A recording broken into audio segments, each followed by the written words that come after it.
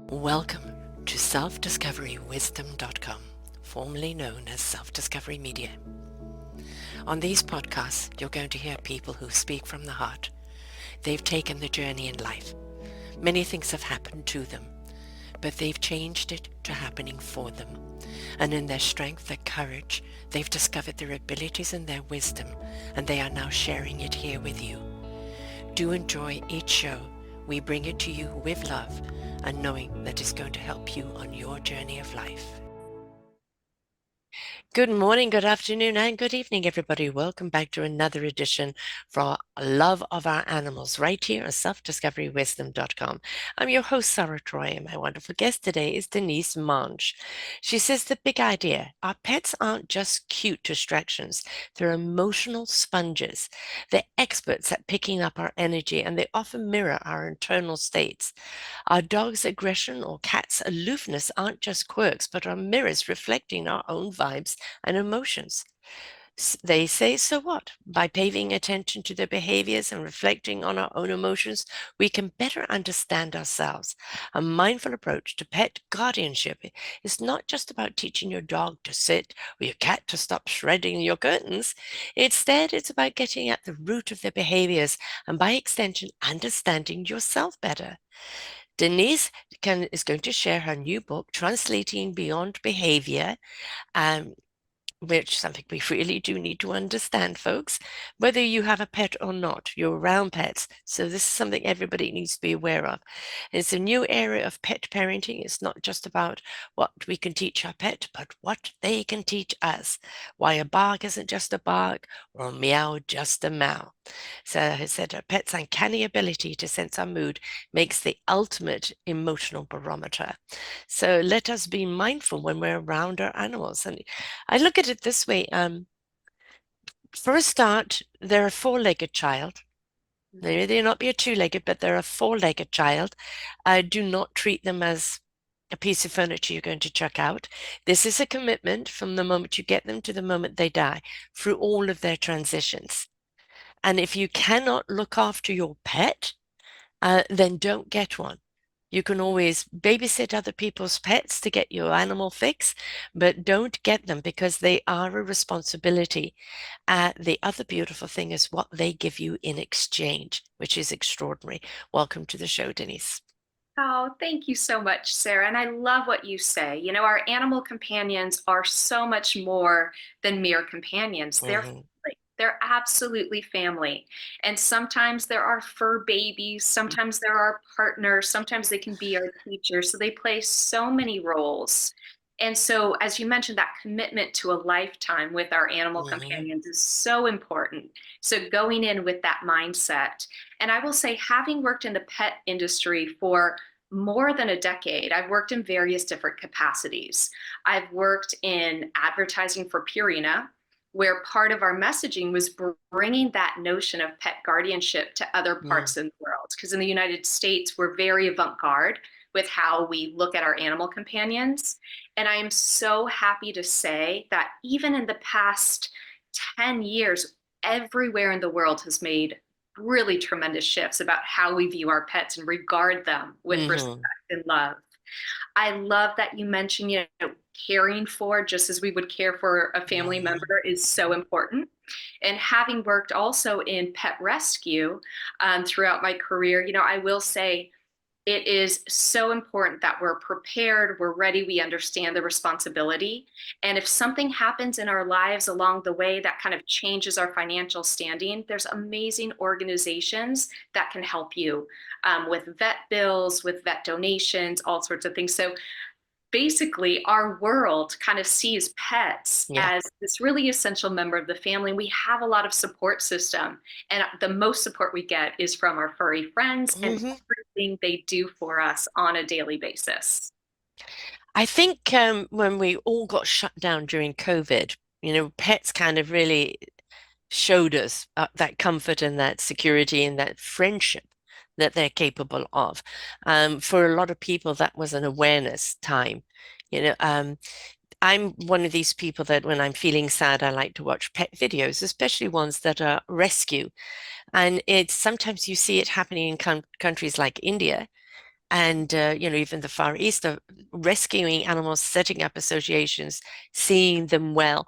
And it's like we know them to not necessarily look at animal as something valid.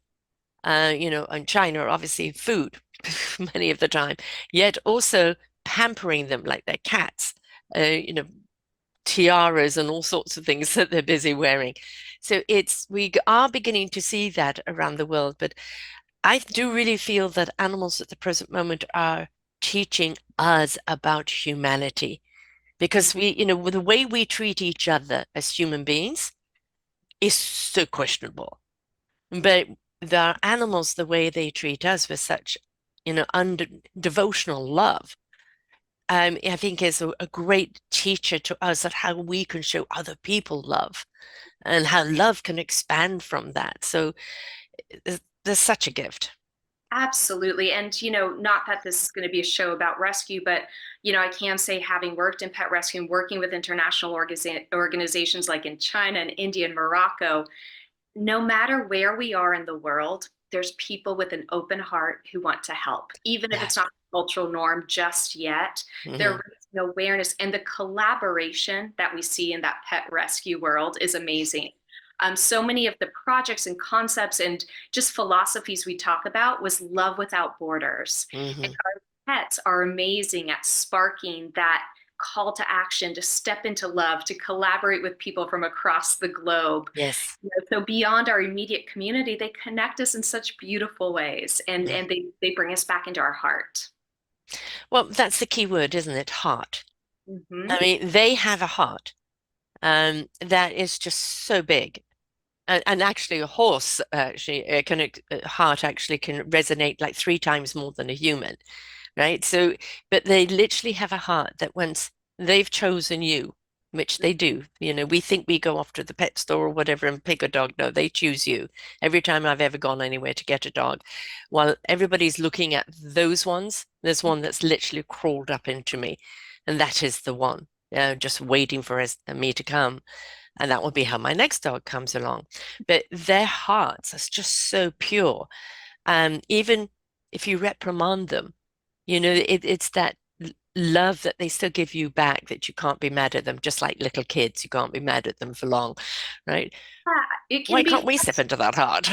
right. It can be a little frustrating as, Yeah, you're a human parent or pet parent, but it always brings us back and yeah, just bigger.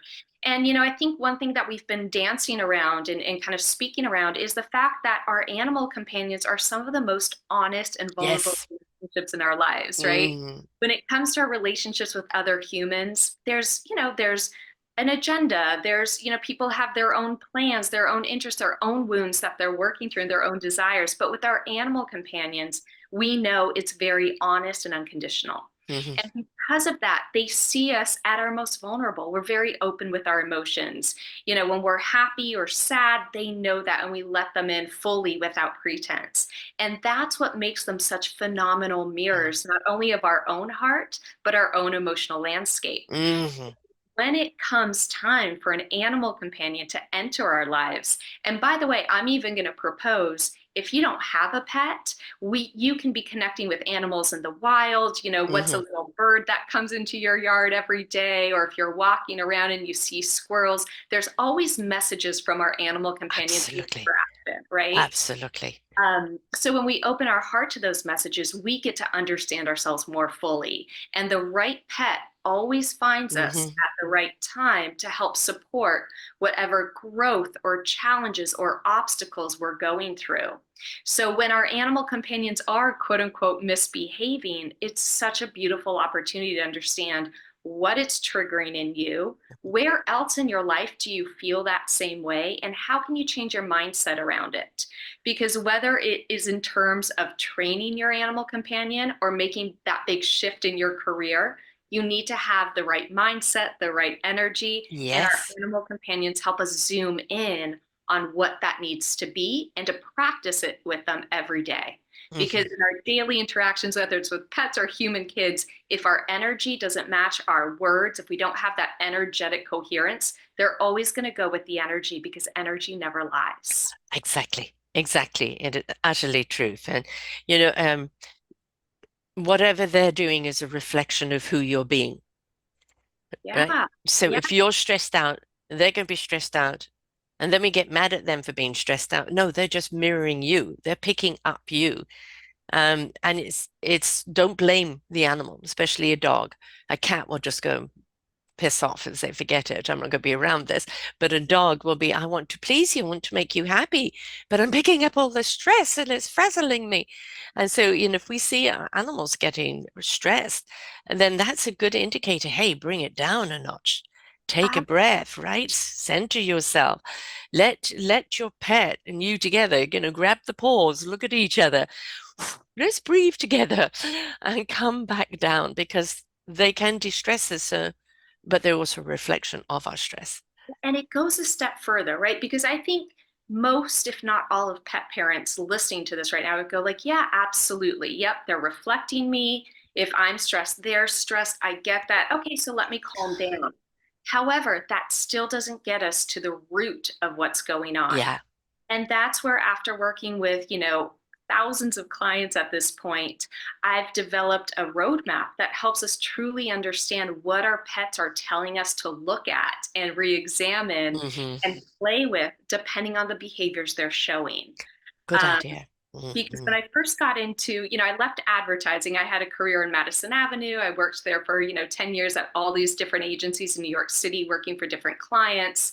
And after 10 years, anyone in ad agency life will tell you it's like dog years, right? It's Yes, yes, life very intense. pretty intense. So I decided, you know what, it's time to leave. I'm living in New York City. What's my next step? And one of the last accounts I worked on was Purina. And I really enjoyed talking about pets and their humans and the relationships and how they differed, depending on different target audiences.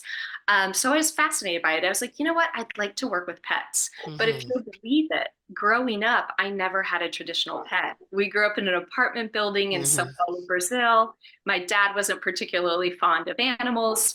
So, I grew up with like the caterpillar that I brought home being my pet. Yeah, I never had an actual dog. And so for me as a human at that point, I was like, okay, I want to work with pets. It's New York City. I'm going to open a doggy daycare. But if I'm going to do that, I should really learn about dog behavior because, hmm, I love them, but I don't know much about it. So I started a dog training course, and part of it was doing practicum hours. And so, as I was working one on one with humans and their pets, I fell in love with it. I said, forget the brick and mortar of a doggy yeah, daycare. I love this. I love yeah, humans. I love pets. And so what happened is, a little bit into the process of being a dog trainer, I started getting really bored by it.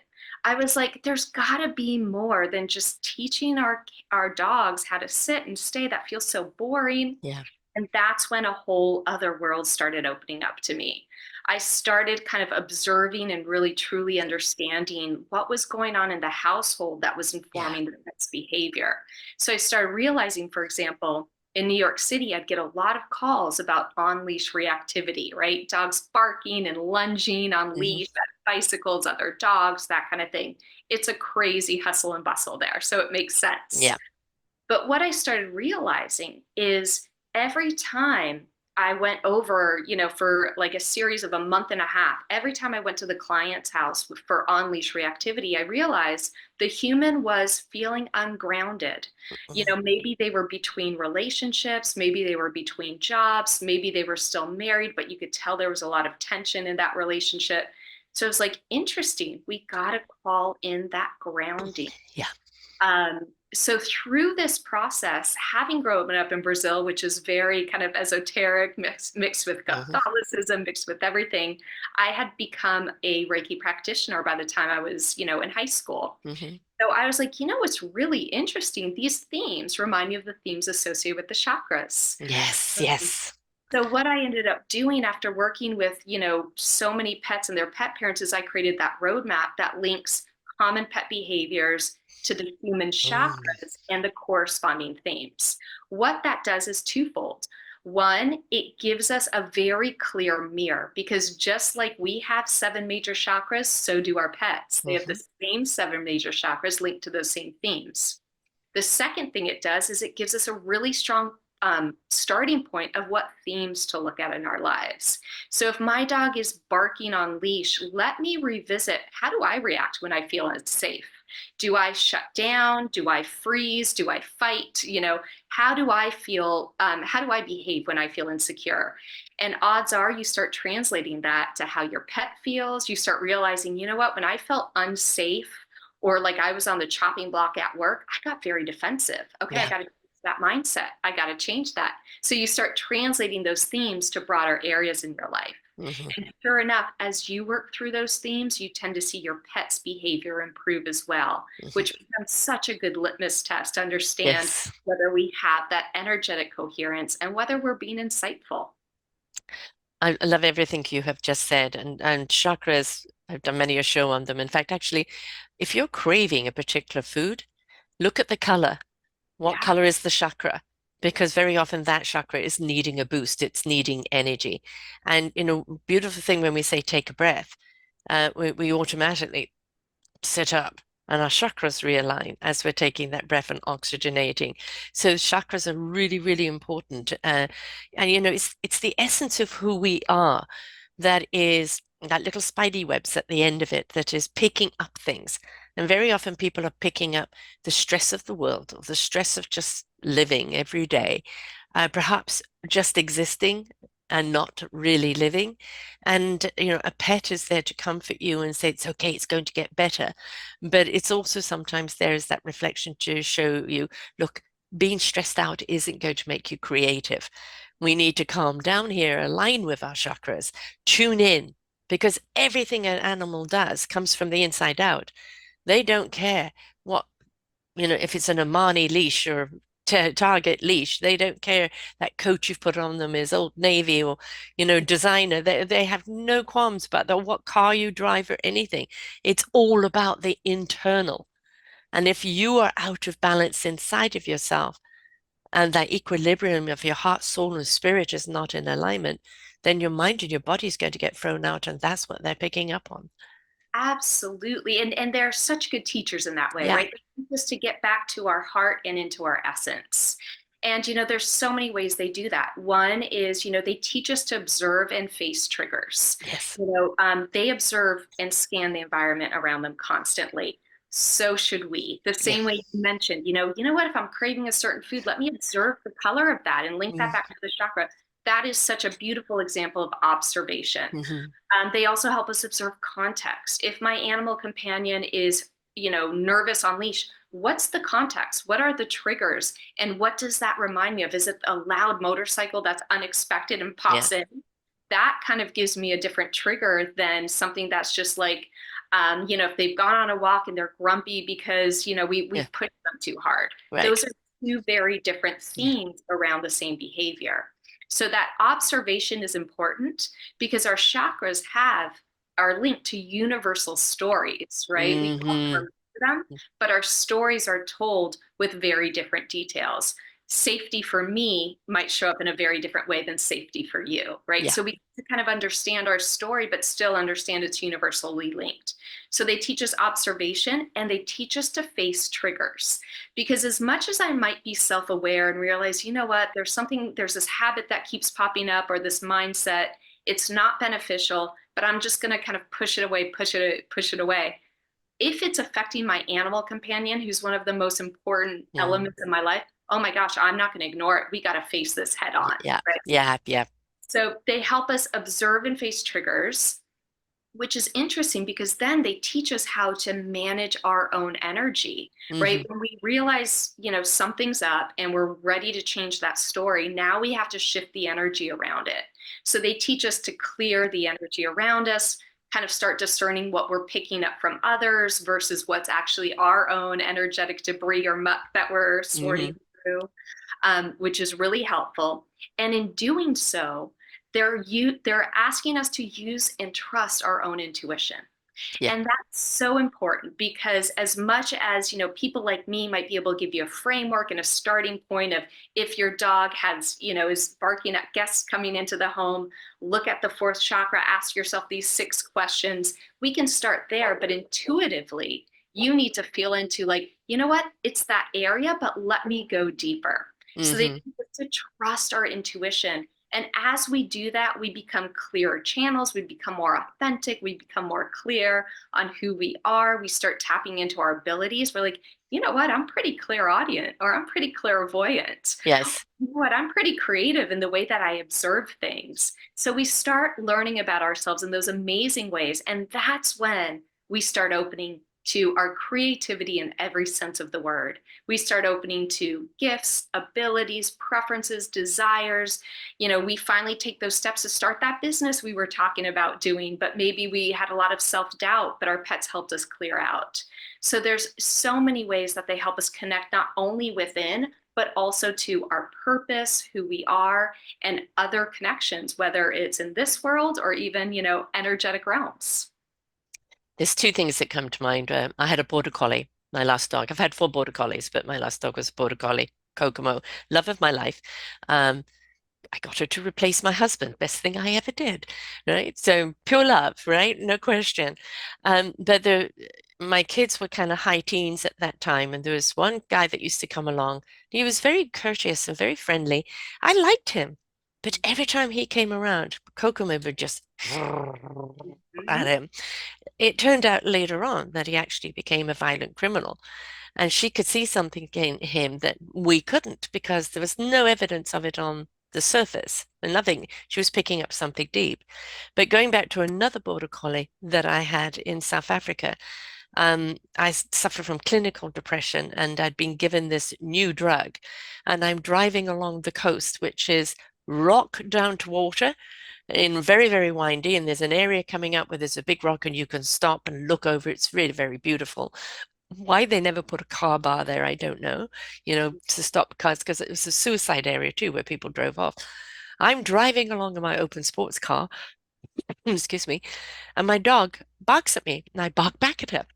She paws me, and I paw her. The next thing she did, she took her entire body and threw it over me, on me. Now I'm driving stick, so my foot came off the pedal, right, and the car kind of conked out. I am less than 4 or 5 inches from the edge. Oh my goodness. And it's Oh, like, we would not be alive today if it wasn't for her. yeah. And it's like, how did she know? I mean, she picked something up. How did she know the danger was just there, though? Maybe it was general danger the way I was driving or what, but it's just, I remember just sitting there holding her and being paralyzed for I don't know how long, kind of when I snapped out of whatever. The pills got taken off the market because so many people did commit suicide because it made you hallucinate. Right. Ah, So, and she picked up on that and it was just amazing. But, I've got other circumstances where the animals pick up on things and pay attention. The dog may bark to say, somebody's at the door or I'm doing my job. Bark, bark, bark. So I always say, thank you. That's enough. Okay. Thank you. I've got it. But if they continue to bark and it's that incessant barking, then that they're picking something up that we, are taught to be, oh no, just be courteous. Don't assume everybody's bad, right? So we need to get to know what their bark represents as yeah. well. Yeah, and that's where our kind of intuitive abilities and animal communication comes into play. Yes. And you said something really interesting, and I did a reading or an animal communication session, and this one cat Pixie brought through that very same message.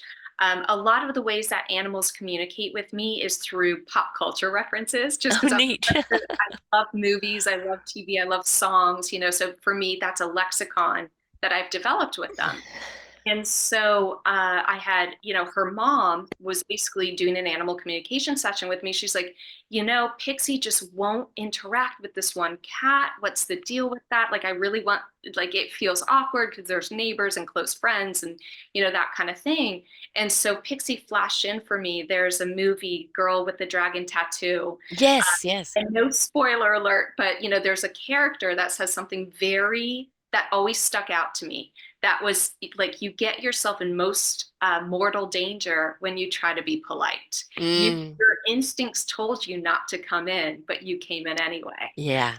And so Pixie flashed that. And I was like, okay, we got to stop with the politeness. Hmm. Sometimes no is no. Sometimes we trust our guts. We trust Boundaries. Yeah, those boundaries, and we don't have to feel guilty about it, right? exactly. as empathic pet parents, because most pet parents are extremely empathic, or even, pet groupies or pet lovers, if you don't have a pet yourself, odds are you have a very open heart, right?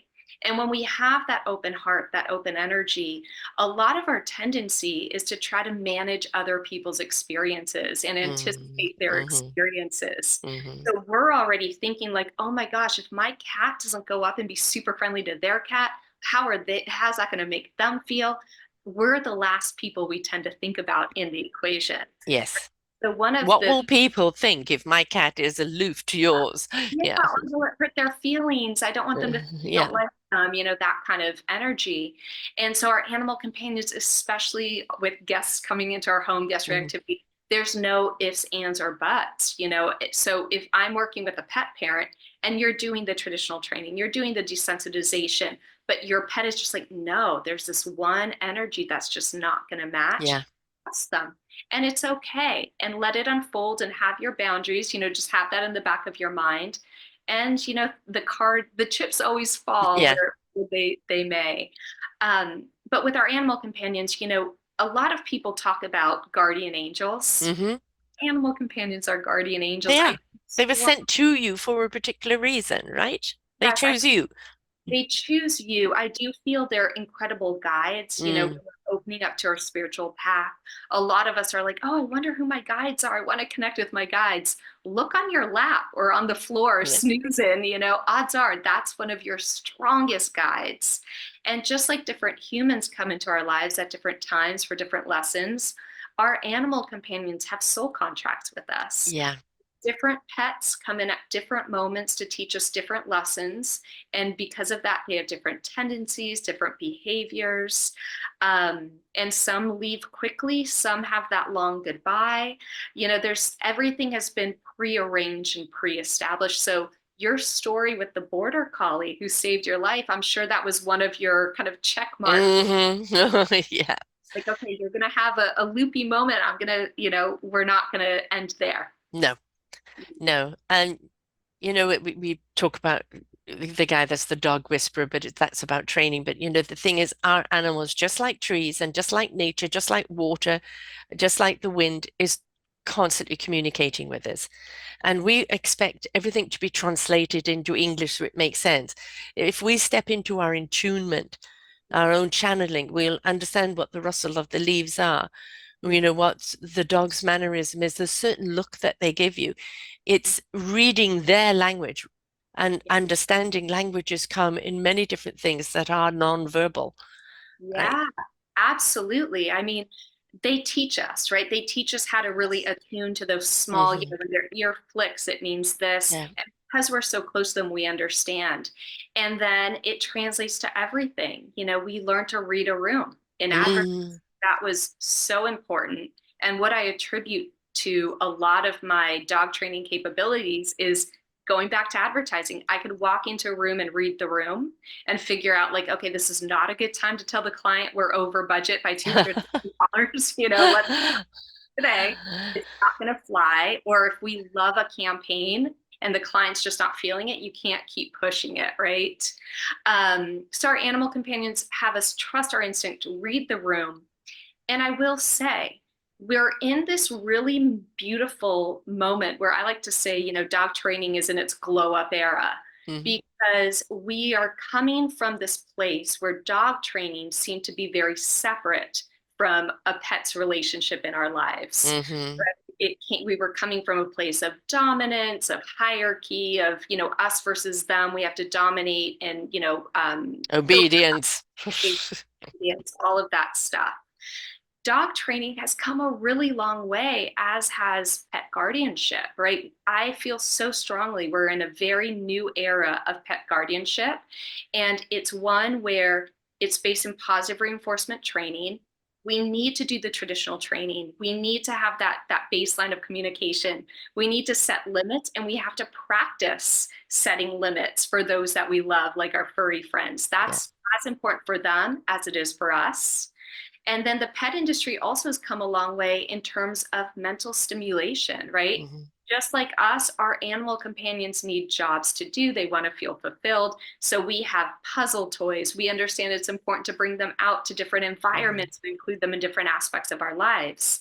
And that's where dog training had plateaued. Oh, But yeah. what I kind of bring through, and I feel is this new era of pet guardianship, is our energetic connection.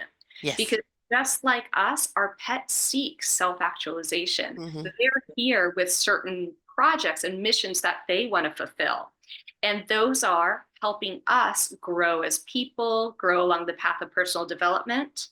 So, this new era of pet guardians and pet guardianship is all about bringing that together. There's a lot of philosophies about positive reinforcement training, there's a lot of animal communication books about their role. What I'm doing is bringing them together. Yeah, I'm bridging the gap between dog training and personal development because we're in a space now where you can't have one without the other. exactly. It, it's I I don't know if you've watched America's Got Talent this year, for the season 24, but there's a young woman who's trained her dog to dance with her. mm, And it's so beautiful. I mean, pop it on YouTube and have a look at it because she has got this dog dancing with her, and you can feel the connection.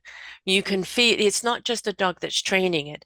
The way that it moves, the way that it looks at her, they are at one with each other. And it's so beautiful.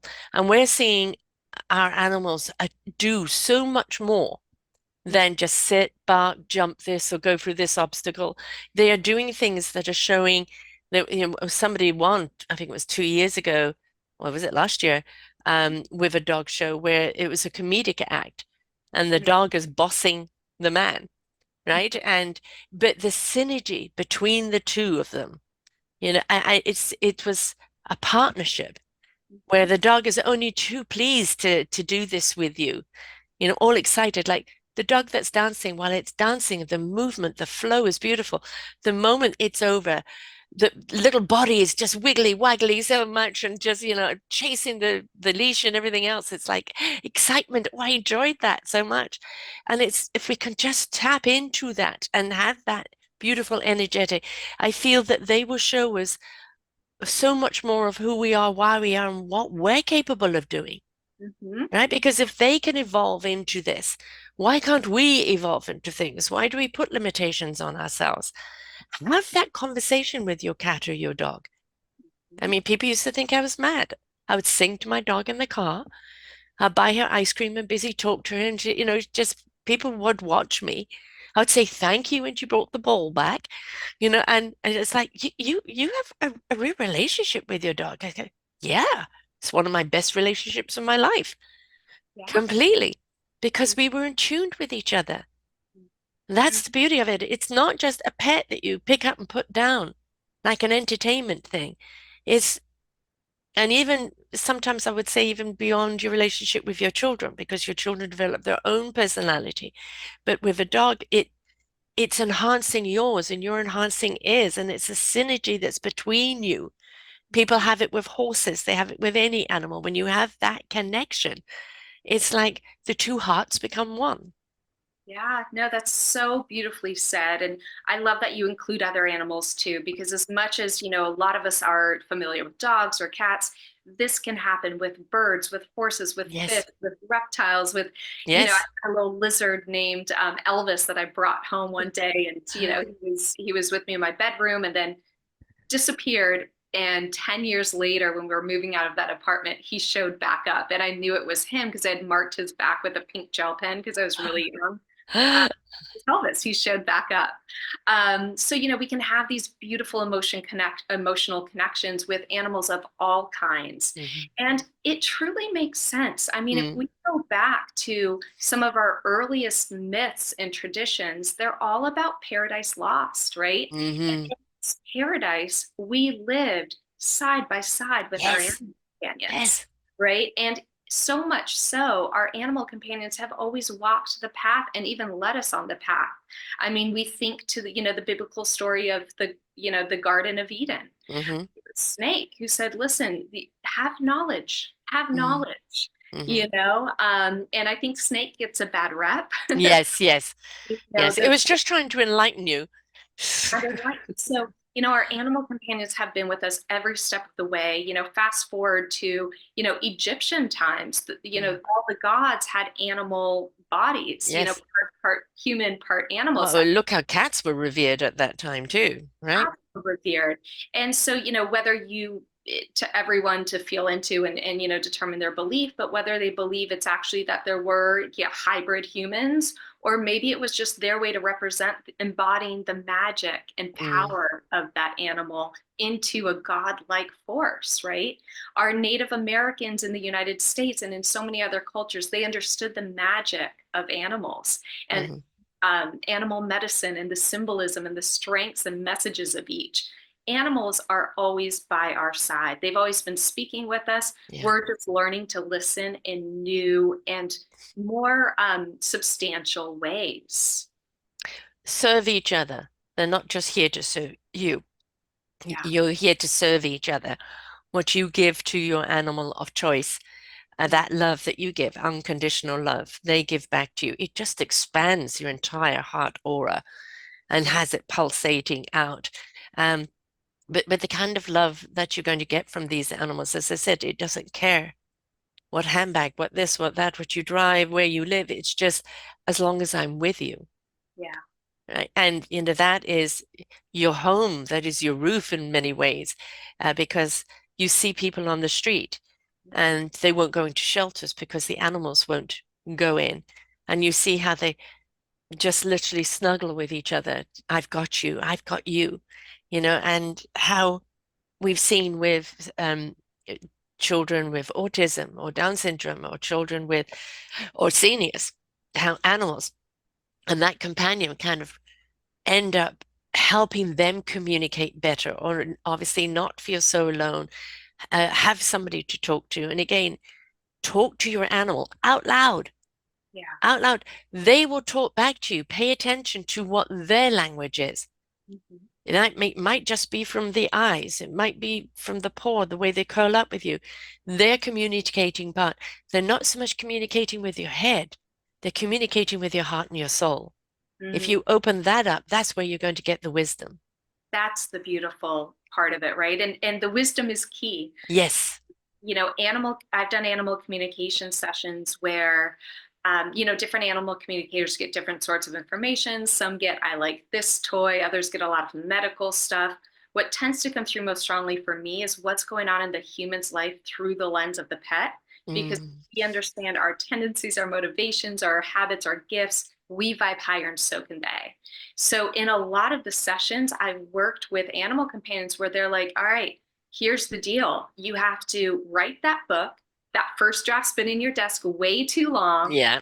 Get that book out. You've got to make an accompanying blog, and your company needs to be named this. Hmm. Like, it's incredible how they can be partners, not only in that aspect of our emotional well being, but also in our professional life, in our careers. It's fascinating. And pet parents are like, how do they know that? And Yeah. they Yeah. know so much. They pick up on so much more than Yeah. they look to the floor and the dog's like licking itself. Yeah. Yeah. I'm like, their higher self, I don't know what to tell you. But It, it's it's the also, raising of our higher selves, though, by helping us be heartfelt, mhm, by opening up our own heart and allowing that soul wisdom to come through us. The soul is that compass of wisdom that's then given to the heart in truth, that's given to the spirit in action for the mind to find the clarity it needs at the time that it needs us. So when we are with our animal that brings us to that state of being, we are more open yeah, to receive the wisdom, that clarity that we're looking for, because we're not living on the outside. We've in tuned on the inside. It's not so much that they're translating, now go and do this, right? What they've done is they've opened you up to be able to see what possibilities are in front of you. that's right. That's so beautiful. And you know, it's interesting because recently, our animal companions have been sharing a lot about what they call common sense spirituality, Hmm. which doesn't mean that it's, you know, a duh, but it's something that we can all nod our heads to. Hmm. And you know, as I mentioned, animals communicate with a lot with me through pop culture. And there's this series that I recently was watching called Friday Night Lights. And it's Mm, something that was popular in the early 2000s. I never saw it, but I couldn't find anything on Netflix. I was like, oh, I heard good things. And it's about a football coach. And one of his philosophies with his team was clear eyes, full hearts can't lose. And I was like, oh my gosh, of course. So my animal companions and the energy started kind of flashing that back to me. yeah. It's a reminder of when you set your sights, when you have that vision, then you open your heart, you call it in, right? Yes. Yes. Manifest. I was like, yeah, that's a brilliant way to kind of summarize all these, manifestation and, attention goes where energy goes and all that. Mm, Very succinct. The other, common sense spirituality they were telling me is it's not personal, but it's always about you. hmm Me, that was really interesting because a lot of times, say we're starting a business, we're putting ourselves out there and we don't feel like we're being received. It's easy to take it personally. It's easy to Yeah. judge ourselves, say people don't want my product or my offering, or maybe they don't understand. And the animals came in and they're like, it's not personal, but it's about you. Where are you not receiving yourself? Yeah. Are you actually putting yourself out there? Are you worried about, when you press publish on a post, are you kind of like, woo, publish? Worried about what people are going to think because the energy matters. Yes. Yes. Oh, I'm glad you hit on that because where I call it the expectation of life, where other people's opinion we live by. Mm, And that you can talk to 10 different people and be 10 different opinions. And that's purely from the perspective of where they're at, not necessarily how they feel you. We've got to stop looking at it as how I see you. It's how I feel you, right? With an animal, it's all about feeling. And when we feel in ourselves, how do we feel about what this person is offering? People are going to buy you before they buy from you. Do I feel this person? Do I feel a connection? Do I feel they're speaking to me? And we don't put enough into the feeling. We're putting it into that delusional expectation. Am I going to click everybody's box? Don't worry about everybody's box. You're going to fill the boxes of those that feel you and resonate with you. They're your clientele. There isn't one size that fits all. If it comes from the heart, right? It comes from the heart. And that's where an animal is wonderful because they keep us heart centered. When it comes from the heart, that's what people feel. That's what people want. We don't look at a dog, oh, yes, you're beautiful, but we feel them. We feel them. It's not the tricks that they can do. That's just the cherry on top, right? It's how do they make us feel? yeah, I love that. And as an ex ad executive, I love that because it's all about brand identity, right? hmm They help us find our authentic brand Yes. identity. Yes. Are you the sage archetype? Or are you the lover archetype? Yeah. Because you can't be both necessarily, right? You want to Right. pick one and make it be authentic. The third common sense spirituality they've been really harping through is that notion that the solution always lies in the problem. And that hmm really encapsulates my philosophy and what I've uncovered working with, traditional training clients as well as animal communication sessions is, if your dog is barking, how are you using your voice? Yeah.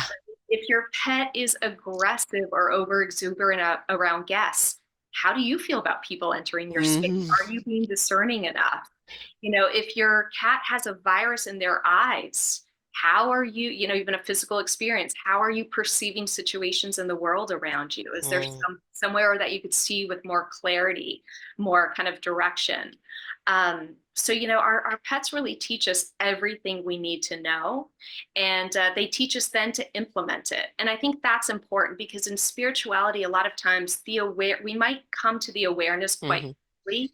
It's the changing of habits. Yes. We Yes. know that, to change anything from a mindset to a habit to an attitude to an energy, it typically takes 30 days of being very consistent. hmm And that's where our animal companions help us, right? Because it's all about routine with them. So if they're barking, they're not going to stop overnight necessarily. You're Right. going to implement the training, the energy, reframe your mindset. And as you see your pet shift their behavior, odds are your mindset, your behavior shifting as well. And that's why I love our animal companions as spiritual guides. Yes. Not just esoteric, conceptual, they help us put it all into action. And I think when you get to that stage and now you're ready to meet clientele, um, well, if you have a cat, you may not be able to do it, but you have a dog, arrange to meet on a coffee. Let's just have an impromptu coffee morning Mm, before we're going to do any business or sign anybody up. Take the dog with you. mm, The dog's opinion will let you know, yeah. right? If the dog just curls up by your feet and quite happy, it's okay, right? Go for it, mom or dad, right? But if the dog is kind of constantly looking and feels a little on edge, it doesn't matter what that person is saying, because Mm, anybody can say all the right things. But if it's not connected to the beingness that they're not connected to the heart, the dog will let you know. mm. Absolutely. And, I'll work with a lot of pet parents, and they might be like, they're concerned about bringing their dog or their pet with them. Might be like, oh my God, they're going to misbehave. They're going to Yes. bark. They're going to, they're going to Yeah. distract. They're going to start jumping up on me, even though they're perfect at home. All of a sudden, they're going to misbehave. What's that say about me? So Hmm. even the thought of bringing your pet, there might, it helps you sort through some of it. It's like, no, no, no. I have the presence. I'll be able to manage it. And if they misbehave, the person's going to understand. They're not going to judge me. Yeah. It's part of having a pet. Odds are they're a pet parent too, or they can relate, in some way, shape, or form. It becomes a big laugh and a bonding experience. It's like having a 2-year-old. Yeah. You're expecting them to sit and be quiet and not just be a 2-year-old. Well, Yeah. an animal, if it gets bored of this or that, and again, it's playing off you. If you're nervous or anxious, it's going to be and it's going to react. So you being calm, the dog will be calm, and if the dog stays calm, but if it does play up, it's like if we have a faux pas in the shows, own it. Yeah. Own it and make light of it, right? If the dog suddenly starts attacking, then that is something that you really need to look at because why is the dog feeling that? Mm, Um, is it something within you that there's the fear, or is there really clear and present danger? We'd really have to look at that assessment.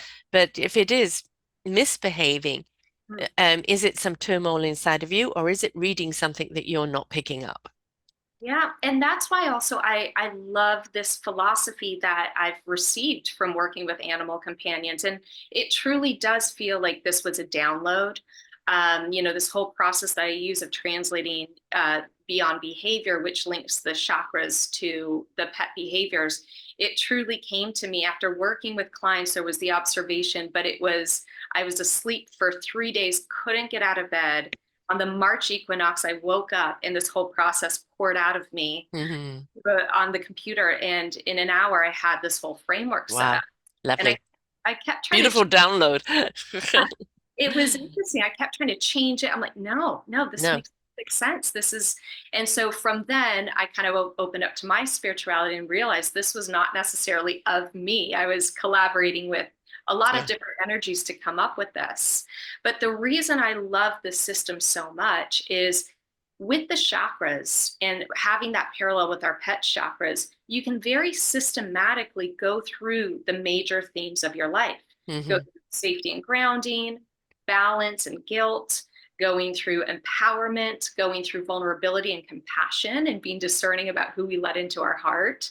We go through themes of leadership and finding our authentic voice and authentic messaging and listening versus hearing. Yeah. We go into acknowledgement and perception, and then we go into our broader place in the universe. So through this work, through this process, you're able to go through and say, okay, if my dog is great on leash, this is wonderful. That means my themes in my first chakra are working pretty well for me. Let me ground myself in the themes, identify where grounding, safety, and security is kind of happening for me, where I'm having success, and let me parlay that to the second chakra now. If my Mm. first one's foundationally great, awesome. Second chakra, let's go. All right, my pet's having separation anxiety, so I think I might have some work still to do with my second chakra. Let me find out, what is it? Is it more about the balance of masculine and feminine, or is it more about guilt and people pleasing? Oh, people pleasing. Okay. Yeah. So let me remind myself that I'm safe and secure. Let me leverage those successes from my first chakra and bring that and funnel it into helping me with my second. So we're able to go through that on 7 levels. We get to go through each chakra and build on successes or create shifts where they're needed. That's why I think it's so important that when we work with our animal companions, we're as focused on the successes as we are with the behaviors that we're still working toward, Yeah. because it gives us a beautiful snapshot of who we are, how we're wired, what our strengths are, what our karmic lessons are, what our gifts, abilities, and interests are, what brings us joy, and then what's our potential. I think just as we kind of choose our parents Mm, to be born to, animals choose us for that reason, for what support we need. And very often it is that soul sees the potential of where you need to go, and it becomes that guide, or let me help you along the way. Let me help you see it, believe it, become it. And that is what it's about, isn't it? Becoming it. And we're not about doing, we're about being. mhm. And when we are being who we really are, then what we do is really true.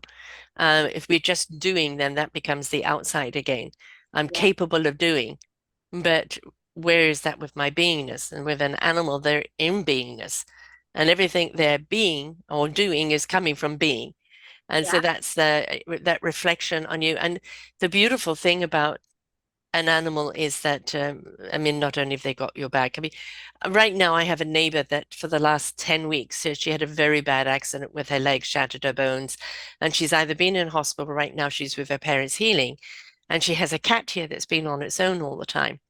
And it's a neighborhood cat, so it'll go around. But this morning it was crying, which is unusual. And so somebody comes in and feeds her every day. And I went over there and she just needed attention. She just needed a belly rub, a back rub.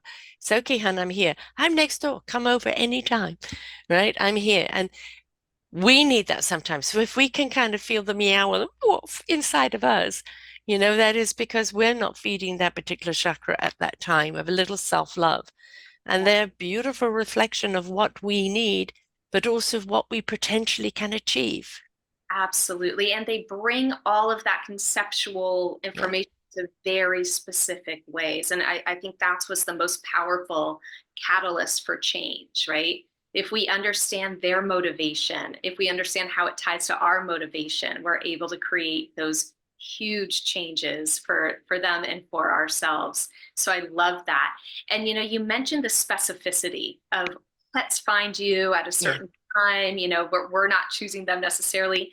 The thing that's always really interesting about that too is our animal companions, much like you hear a pregnant mom say, you know what, the name was just whispered to me, yes, or I yes, knew the name. Our pets' names, whether we gave it to them or they came to us with that name, they're very specific. So much so that I realized this as I was working 1 month, and it was like every dog coming to me, every pet parent had separation anxiety. They're like, my dog has separation anxiety, something's going on. And like 4 out of the 5 names of the dogs was Leo. And I was like, that is so curious, interesting. And so, I kind of filed that away. And I was in New York City. So I was between a couple sessions. It was raining. So I ducked into this little bookstore. And out of nowhere, unprompted, this gorgeous woman, so tall, raven black hair, walks up to me with a book on numerology and says, you need this. And I was hmm like, okay. And so I flipped through it. I was like, oh, okay, let me just check what Leo means. And Leo vibrates at a 5, which is the freedom loving explorer. So I was like, mm, oh, I got this. So I realized that for those dogs in particular, separation anxiety wasn't about codependency, yeah, kind of fear of loss and being separated. It was about fear of missing out on adventures. yes. So I have the a daughter like that. That's the year of the dog, actually. And my dog was like that too. So it's actually very interesting when Yeah. we also delve into, we talked about observation and Mhm. context. Everything is a clue when it comes to our animal companions, even their names. And now I do pet numerology for every client I meet with, whether it's an animal communication session or through traditional training, because it helps us understand not only their tendencies, behavior, and motivation, but when we pull the numerology of our name as well, we see where we complement each Yes. The numbers have they yeah I wanted to call my dog Gifu. In America they call it Gibu, a ruin called Gibo, but in the Celtic thing is Gifu, Gifu, and I wanted to call her Gifu because Gifu is a partnership. It other. is each being your own radiant self and coming together two individual strengths coming together to combine those strengths. And it is that partnership of love. And so I wanted to call her Gifu, and the kids wouldn't let me. So she was called Kokomo Gifu. That's on her birth certificate. So I very often called her Gifu, but she felt like a Gifu to me. I mean, most certainly a Kokomo, which that's what she grew into. But that Gifu of that partnership is like I knew that she opened worlds to me completely. But yet numerology, I do now and again a whole thing where I compilate true colors, astrology, numerology, and Chineseology, and I look at the common threads through it, and you'll see where the strengths are and where the weaknesses are of the common denominators, the common threads, and that is the thing that's screaming at you. And I think as human beings, we think that just education and then business education is all we need. We need the heart, soul, and spirit education to actually understand what that knowledge means and how, what wisdom and way to use it, and whether we go through the process of understanding all of our personality identity or whether we learn it through our animals. Yeah, It is, we need to go deeper and ignite our soul, heart, and spirit. I mean, we're under, love of animals genre here, but I have another one called Ignite Your Heart and Soul. That's what an animal does. It ignites your heart and soul. that is, and I love how you explain that because that's that energetic layering that they teach us. Hmm. I grew up in Brazil, but my dad's Brazilian, my mom's from Oklahoma. Those are completely disparate. Chalk and cheese, as we would say. Yeah, very, very confusing at times, but it helps me identify those commonalities in Yes. certainly disparate things. Yeah. So that energetic layering that you speak of, where you bring these tools and interests together, and then you find that underlying current Mm, and vibration and frequency. mm. I love that because that's so much of how I've been successful in what I do.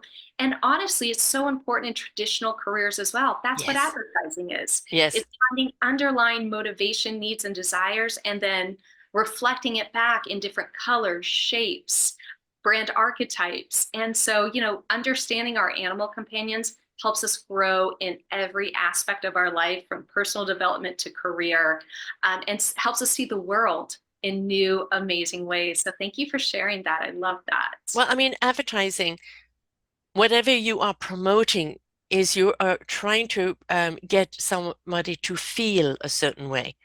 Feel it to go and buy it. They've got to have it because of the way it makes them feel. It's not the way it makes them do or think necessarily, because again, when they think, what feelings come out in those thoughts? So Yeah. everything about advertising is pulling out the feeling. Yeah. Right? Well, that's why you're so successful at doing what you're doing, because everything that you've learned before in that abstract, now opening up to the soul awareness and incorporating that together. That's why you can be the yin to the yang. Yeah. I mean, imagine that the universe had a plan. you know, Exactly. I look back in hindsight and everything from my career path to, learning Maslow's hierarchy of needs in fifth grade, being a Reiki practitioner, understanding Hmm. correlation, then advertising, then working with pets, everything from that to what my Yes. actual name is. My name is Denise. Middle name is Diggs, like a dog digs a hole. Last name is Mange, which when we read Old Yeller, Mange, right? That's a Right. thing. All right, universe, I got it. This is what Yes. I'm meant to be doing. And I'm so grateful and glad that I am able to and that I get to work in partnership with animals day in, day Oh, out. I mean, what a gift. I've interviewed many people that work with animals, and a lot of them are therapy animals, so animals that help people through certain things. Um, and I mean, all animals are therapy animals, right? Whether they are specializing in a certain area and working with people in autism or post-traumatic stress or something like that. You know, a lovely story of a canine cop who was also a veteran before he became a canine cop. Um, he used to sleep with a gun under his pillow, and every night he would wake up with night terrors, and he'd bring his gun out, kind of aimed at the wall, would wake up before he pulled the trigger. And they got a dog, and the dog slept on him, and he never ever went for his gun again because it just, I've got you. You don't need to go back there. right? And that's the thing, is that partnership, that synergy. This is why some people will never part from their animal, no matter what straight happens, whether it's illness or homelessness or whatever. That animal is like, you'd be tearing my heart out of me, right? So I never understand why people abandon their animals. And I think one of the greatest commercials was somebody taking a child and putting a child on the street with its belongings and driving off. And then in the rear view mirror, you see the child turning into a dog, Yeah. right? We don't do it to our children. We don't do it to our furry children. So, Yeah. I will say, having, kind of, this is a nice full circle moment. Having worked a lot in rescue, I've seen so much change in that, which mhm, is so encouraging.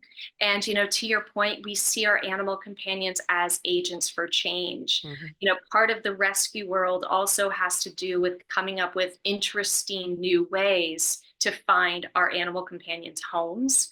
And there's an organization named Marley's Mutts in California here, which I've collaborated with, and they head up an organization called Positive Change. And mhm. they bring rescue pets or pets in need of homes to prisons, local prisons, Yes, yes. help the prisoners learn to train the dog and work with the dog. So not Mhm, only do they get the rehabilitation in terms of, the companionship, but they're also learning a trade so that when mhm. they leave, now they have something fathomable. And the stories that come out of programs Yeah. like that are tremendous. And I would love, just because we are surrounded by, people who love animals, I will remind everybody there are some amazing organizations out there who, if you are having trouble keeping your dog, because I will say one thing that I learned in rescue is sometimes we think the people who just abandon their pets do so out of a lack of care. For some, it's the hardest decision they've ever made in Mhm, their life, but they can't afford the pet and they can't even afford the fee to take it to a shelter. mhm. So that's why they abandon their pets. So one thing that we can all do as pet parents is have a list of these resources, publish them on our Yes. organizations, on our Facebooks regularly. Just you never know who might see it. But Yeah. the world is changing. We love our pets. Many of us are working around the clock to help pets, not only if it's like me, like a dog trainer, more in the let's talk about the training and relationship to keep your pet home and happy, in the first place. Within rescue, everybody's problem solving and coming together across borders to figure out how do we prevent pets from being homeless and how do we find them homes. And there's so much collaboration that happens. It was mind blowing. I always say, gosh, anyone in rescue should run for presidency or Congress, get stuff done. And then there's amazing resources, Mhm. which you can get a grant to help with vet care, or there's certain, veterinary centers who do free spaying and neutering and injection, inoculations that are needed, all that stuff. So as a pet loving community, let's get together and share resources. And, Um, and let's understand who needs them. I mean, don't get a pet if you're working 10 hours a day and it's going to be at home. Don't do that. Or, is there a play group the pets can go to, especially dogs. Cats are fine. They're or sit on your lap when they want to anyway. But a dog, most certainly, all it's doing is counting the minutes until you're home. And they can be long minutes. So have something in place. But talking about the prison one, um, I did speak to somebody about that because I thought it was a brilliant campaign. Not only is it teaching them a skill, but it's teaching them to love themselves again. Teaching them that there's so much more to them, the crime they committed, bringing out their heart in trust and a reason to love, because when you're in that state of love, you don't want to harm, right? You want to go and do good. But unfortunately, because it was prison, there was nobody for me to interview, which was sad because I think it really, there was, I couldn't interview. I wanted to interview either a prisoner or somebody of the organization. And for some reason, I wasn't allowed to, which I think, again, we need to speak about it. We need to speak about how that rehabilitation of a prisoner, of what it's doing, and then that person leaves and goes and has a life instead of just from day in and day out being told what to do and now coming out into the world and feeling lost. They've got a connection already, right? The heart is ignited, or even they know which organizations to go to. It's we're letting ourselves down as human beings. I produced a book this year Our Forgotten Children, which is an anthology. Each person contributed chapter two is book one in the series. Next one is Our Forgotten Seniors. I want to do a pet one along the way as well. Because when we are aware, we care. But, half the time we're not aware of what's going on or how easy it would be for us just to participate or support. You know, um, Donate so much money to the shelter for food or inoculation and bill, kitty for somebody who can't afford it for their animal. I went through a time where I couldn't afford to do the vet thing with my animal at that one particular time, and later on my son stepped up. But it's heartbreaking when you can't do the things that you know that benefits them. And just as we do with children and with everybody, let us start caring.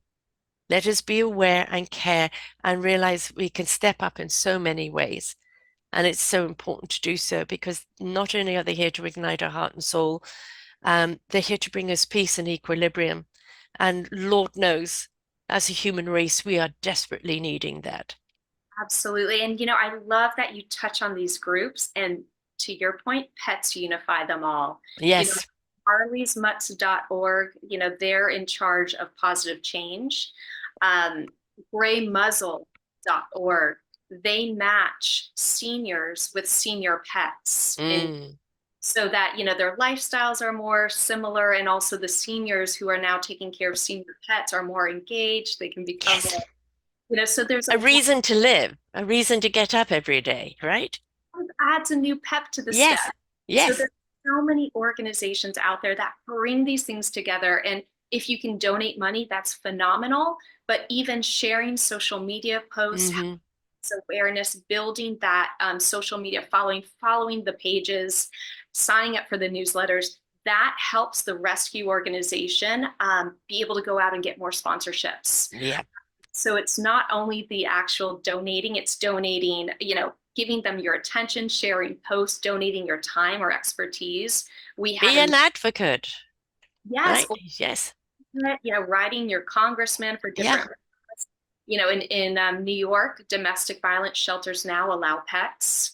That was a really great change that Hmm. a lot of women and families get into safer situations. So Hmm. whatever area of interest, we're all here to be a part of the puzzle of. Yes. So whatever role you feel most passionate about, dive right in. Yeah. By helping pets, we're helping humans too. We're all here to contribute. We're all here to be of service to one another. So, choose something that you can get behind and get behind it, advocate for it, talk about it. It's let's leave politics alone for a moment and start talking about solutions that we can be a part of, because every single one of us can be a contributor to that solution. I agree. And maybe it's because I work with pets all day and we Yeah, get to lucky job. Yes. and all this, but I have such optimism for our world, our relationships as humans, our connections. I have such optimism because we have big hearts. Our Mm, pets help activate them, help connect us, create that hmm. network. And when we come together as a community, I call it a soul pack of Yeah, pet and pet advocates. Sky's the limit. absolutely. So your book obviously is everything we've talked about in quintessence in there, translating your pet's behavior and mindful approach to dog training. Um, so it's coming very much from what we've just talked about. It is. It has everything from traditional training. So if you have your first puppy, or maybe you have a longtime friend, it has traditional training. You go through, training exercises, learning all the basic obedience commands, but then it translates the behavior. So then it goes into the energetic behind it, which Hmm. chakra it affects, the themes of that chakra. So even if you're not doing pet training, there's still that personal development aspect in it that is super helpful. So it does bridge the gap between dog training, personal development, and it's great if you have a dog. If you have any pet, the training is more around dog training. Hmm. But I work with so many pet parents who got this. They're like, this has helped me so much with my cat, my bird, my human child. Yes. Because at its core, it's all about conscious parenting translated to our furry friends. We think that when we're stroking our dogs or massaging them that, they're only getting the benefit from it. But no, because what's the sending off Mm. from that massage, from that rub, is coming into you. Mhm. You know, people used to, you do so much for your dog. And I go, "No, she does so much for me. Everything I do for her just resonates for me. So it's like we're doing it for us." And that's the thing I think with a pet becomes an us. It becomes an us. I mean, there's even, research out there that suggests that our auras become enmeshed, right? Hmm. Talk about kind of this third entity, which is the royal we. It's the us. We pick up on each other. A lot of us are sensitive, so we have what I call empathic cycling. I Hmm. pick up on my pet's energy, they pick up on mine, then I pick up on theirs. And that's practical to know when we're having a good moment, but also when we're in the middle of a reaction, right? If my pet's reacting and I'm Yeah, reacting, yeah. that cycle. Hmm. Exactly. But Well, we that's how sometimes when you say you look at a dog and an owner that beginning to look alike. That's exactly it. It's because we're seeing the energy. And Yeah. then, of course, there's that really interesting dynamic where what happens when you have a family pet and Mm. they play different roles for different humans within the household, depending on what they need. We also find pets who are natural balancers. Hmm. If it's a very chaotic household, they bring the stable energy. So it's almost like, if anyone's familiar with like human design, it's Hmm. interesting to kind of understand the human design in terms of your pet. What's their role? How does it differ with each? How do they run energy? Is it very physical? Is it more, with downtime? So I think that this book and this philosophy opens up a lot of questions and pondering that helps us see our pets in a new light. Mm. All of us here in this conversation, we're all in this new vanguard of pet guardianship. So these are the fun conversations we get to have to truly understand our pets at new depths. Again, when you're aware, you care, but you're not just caring for your dog. You're now realizing you're caring for yourself at the same time, That's right. right? I like to call this philosophy self-help for Mm. pets. Hmm. I mean, I was about to get a dog for my 70th and just decided to hold off at the present moment due to circumstances, but I'm just longing to have a dog again. And no, I won't get a border collie because they're high energy. And this is another thing. When you do get a dog, make sure that you are able to, match their physical energy. The aura energy that will most certainly come between you, but you've got to match their physical energy. And if they are animals that need a big walk or this or that, if not, get the animal that doesn't need so much activity, but gets you out the door, but doesn't need as much. So know what kind of animal you're getting, because I think that's just being respectful of the animal, right? Absolutely. I always recommend also, it's helpful to keep in mind that our animal companions are puppies for the first 2 years of age. Hmm. After that 2 year mark, their energy kind of settles into what their personality is Yeah. going to. So if anybody's pondering, do I get a pet? How old of a pet? If you can rescue a pet of Hmm. the puppy age, 2 years plus, even more, 5 years plus, number one, it's a tremendous gift to the pet because Yes. levels kind of reduce drastically. Hmm. Puppies are always easier to adopt than a senior pet. But I was always confused by that because I'm like, I really want to know what kind of pet I'm getting with a Mm. puppy, a strap shoe, Yeah. with older pet. Now you have a really good understanding of their needs, their personality, how it's going to unfold. My mum rescued a cat. There was a cattery in England where they had, cat rescues, and my mum had got this beautiful black and white cat, and it was like a Disney cat. The way it walked, everything was like, just reflection of that. But it had some definite negative tendencies, and it would wait for her on the stairs and then attack her. And my mum was on Walfram blood thinners, and so it would just purr around her neck one moment, the next moment bite her. And so we had to take her back because she was becoming at risk for my mom. And so I was leaving to come back to Canada. And she said, "Oh, I won't get another cat." And I said, "You're going home with another cat." And we went down looking at these cats. And this one cat opened up the cage. And the reason why we looked at it, its name was Tabitha, which is my daughter's name. And so, absolutely right there. And she picked up the cat. It just cried. It just went into her arms. And the first night it just cried, cried, cried. I've been rescued. They thought it may have been around 11. They weren't sure. But I think definitely had been loved, but maybe the owner had died. And please have your pet's well-beingness in your will, please, please. But she had it for 3 years before it passed. And it would sleep on a pillow next to her pillow every night with its paw on her chest. And after she died, every night for at least a year, my mum would go to bed and feel the cat sitting next to her and putting her paw on her chest. I've still got you. Yes. Oh, that's so beautiful and such a lovely reminder that our pets, even when they disembody, they don't Yeah. leave us. No, no, that spirit is all. I have a beautiful painting over here of my dog that one of my clients did for me. And it's a gorgeous oil painting. And I look at it every day and those eyes. I've still got you. I'm still watching you, Mum. I'm still here for you. And that's the thing is it's heartbreaking because their lifetimes are short, Mhm. but the love intensity in that time is it's with you forevermore. Absolutely. Oh my gosh. So well said. So if you're going to get a pet, number one, make sure you're getting one that you can honor as far as exercise and looking after. Number two, if you're going to get a young one, understand it is 2 years of pet training as far as, not peeing in the house and not chewing the shoes and all of that type of thing.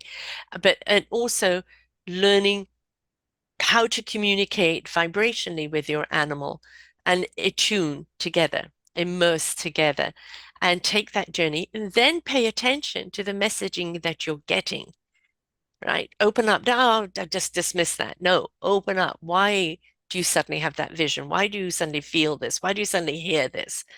Right? They're direct downloads. They don't have any crap in the way to question what they get. They get it and they share it, right? That's So listen, please feel what they are saying. oh, beautiful. Yes, I love that. And bring them into your daily Mm, practices. mhm. If you do yoga, our pets love doing yoga with us. Yes. Uh, the one thing I love doing is putting Reiki music loops on while I'm working. It just sends out the pet as well because it's meant to work with the chakras. Hmm. Any healing I do for myself, offer your pet the opportunity to receive that energy too. Of course, they have free will, so I always Yes. on as much or as little as you'd like, little one. Hmm. But they're part of our lives. They're our Yeah. partners. So Yeah. anytime you bring a best friend, a partner, a kid into your intentions, your practices, your routine, bring them in. They just want to be part of the ride. Absolutely. And you'll never regret it because the kind of love that you're going to get, as I said, when it teaches you to love, open up. Maybe you've been jaded, maybe you've been hurt, maybe you've been disappointed by life. And there is this love, these eyes just looking at you, either with a purr or with a little bark. And those paws are on you, and you just start connecting and you start feeling the heart. It's the heart and the stomach and the soul, and everything starts feeling. Just let that feeling come. Just let it flow. And that entwinement, you will never feel alone again. That's so true. And to your point, they get us out. We go out on walks, we Yeah. change our perspective, we Yes. explore with them, literally new point of view on life. So there's nothing they can't do. Our little furry friends, furry, feathered, fin, scaled, all of it. So, how do people get hold of you if they want to have it? Would you call it, you've got the pet readings, and that is for pets that are both alive and past? That's right. So if people go to my website, petprana.com, you'll see my full services. I do in-person dog training or remote dog training as well via Zoom. I've worked with clients everywhere from Canada, UK, Brazil, where I'm from. There are instantly downloadable online training classes that take a mindful approach to dog training. So it kind of brings not only the traditional training, but the energetic considerations of pet guardianship. I love doing remote animal communication sessions or pet readings. Those are 30-minute one-on-one recorded. We can do with animals that are here, animals that have transitioned, or even if you don't have pets, but you're drawn to animals, we can still connect in through that passion, that heart openness. And then I have a lot of really interesting courses that the pets have brought me throughout the years that help you open up to your intuition. Everything from a course called Healing with Chakras, which is a beautiful complement to the book that does that energetic layering with our pet's behavior, where we layer in numerology, sacred geometry, archetypes, crystals, and kind of talk about how they help us with our pets' behaviors in our life more generally. I have courses that even talk about shape shifting with pets and kind of feeling into their energy. We have pets as portals where we journey to different realms together. And they've even kind of introduced me to a lot of galactic information, which is interesting as well. So all that's available on my website, petprana.com. You can always sign up for my newsletter to kind of get the latest, and follow me on socials at petprana. And Pet Prana, folks, are PETPRANA.com. And you can do petprana.com/pet readings. You've got Facebook, Pet Prana, LinkedIn, Denise Mange, Mange, Instagram, Pet Prana, and you're on TikTok with Pet Prana as well. So, and the book, of course, can be found on Amazon and I'm sure many other mediums as well. Yeah, mostly Amazon right now and my website. So Right. if you ever have questions or you can't find it, let me know. If it's a local bookshop, it's a great opportunity for me to reach out and see if they'd be willing to carry it. Right, exactly. And again, are you thinking about getting a pet?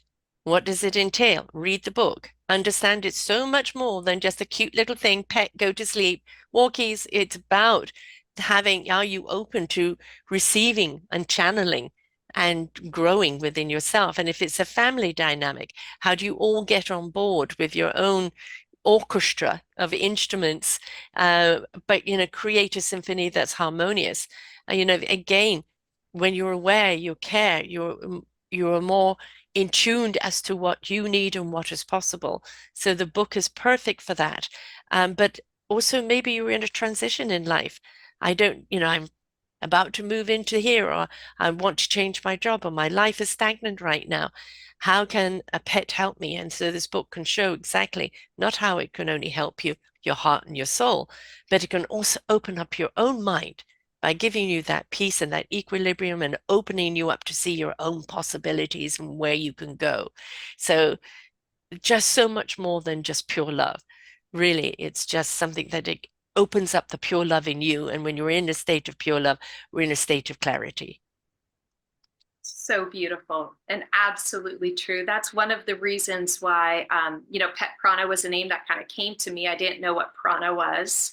And it was very interesting because pet, we use that word, pet project, Yes. pet means particularly cherished, and Mm. prana means the energy connecting everything in the universe. I love that. That up, I was like, oh, that makes sense. And then another big aspect, advertising, I came Mm. up with branding. Another big aspect of my brand is the word namaste, which is a play on namaste, which is the Yeah, light of you sees the light in you.